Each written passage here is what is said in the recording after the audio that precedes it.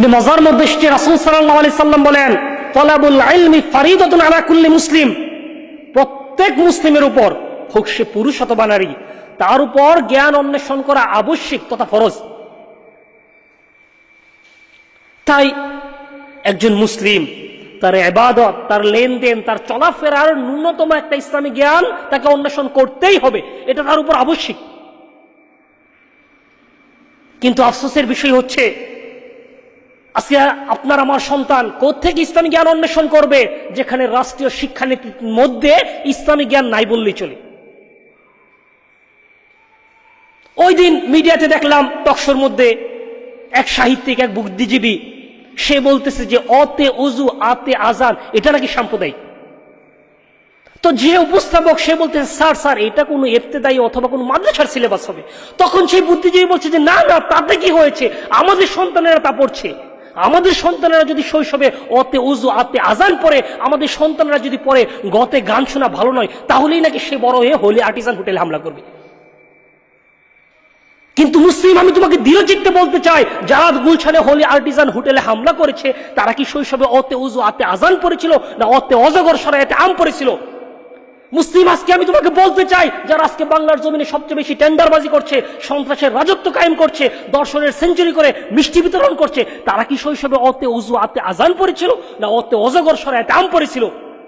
মুসলিম, আজকে তোমার চোখে আঙ্গুল দিয়ে আমি দেখিয়ে দিতে চাই সেই পুলিশ কন্যা ঐশীর দিকে, যে কিনা নির্মম ভাবে তার বাবা মাকে জবাই করে হত্যা করেছিল। তার বাবা মা কি তাকে শৈশবে অতে ওযু আতে আজান শিক্ষা দিয়েছিল না অতে অজগর সরায়াতে আম শিক্ষা দিয়েছিল? মুসলিম, যে শিশু শৈশবে ইসলামের জ্ঞান অন্বেষণ করবে, অতে ওযু আতে আজান পড়বে, তার দ্বারা কখনো মানবতা বিরোধী অপরাধ সংগঠিত হতে পারে না।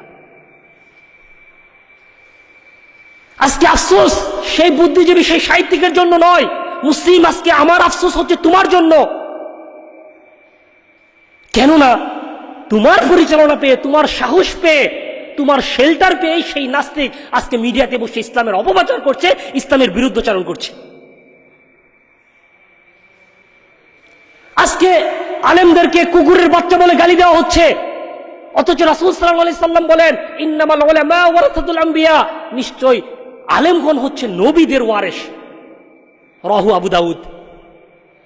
আলেমগণ হচ্ছে নবীদের ওয়ারিস, উত্তরাধিকারী। সেই আলেমদেরকে আজকে কুকুরের বাচ্চা বলে গালি দেওয়া হচ্ছে।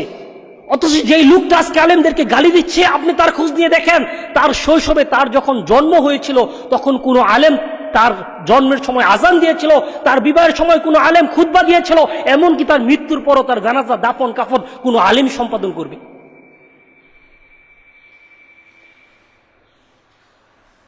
আফসোস মুসলিম, যেই নির্দিষ্ট অভদ্র লোক যে আলেমদেরকে গালি দিয়েছে তার জন্য নয়, আফসোস যুবক আমার তোমার জন্য, যে মঞ্চে দাঁড়িয়ে, যে সবাই, যে সম্মেলনে দাঁড়িয়ে এই নিকৃষ্ট লোক আলেমদেরকে গালি দিয়েছে, তুমি ছিলে সেই সবার, সেই মঞ্চের শ্রোতা।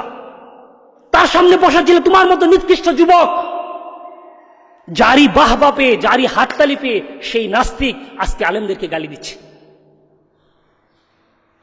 অথচ রাসূল সাল্লাল্লাহু আলাইহি সাল্লাম বলেন, মুসনাদ আহমদের মধ্যে এসেছে, লাইসা মিন্না মান লাম ইউজিল্লা কাবীরানা ওয়া ইয়ারহাম সগীরানা ওয়া ইয়ারিফ লিআলিমিনা হাক্কা, সেই ব্যক্তি আমার উম্মতের মধ্যে শামিল নয়, সে আমার উম্মতই নয়। যে ব্যক্তি বড়দেরকে সম্মান করে না, ছোটদেরকে স্নেহ করে না, ওয়া ইয়ারিফ লিআলিমিনা হাক্কা, এবং আমার আলেমদের মর্যাদা সম্মান বুঝে না, সেই ব্যক্তি আমার দলভুক্তই নয়। আজকে যুবক, নেতৃত্ব লাভের জন্য, ক্ষমতার লোভে তুমি রাসূলের উম্মাত থেকে ছিটকে পড়ে যাচ্ছ না তো? রাসূলের উম্মাত থেকে তুমি দূরে চলে যাচ্ছ না তো? এমন কর্ম তুমি করছো না তো যে কর্ম দ্বারা রাসূল কিয়ামতের দিনে নিজের উম্মত বলে তোমাকে দাবি করবে না?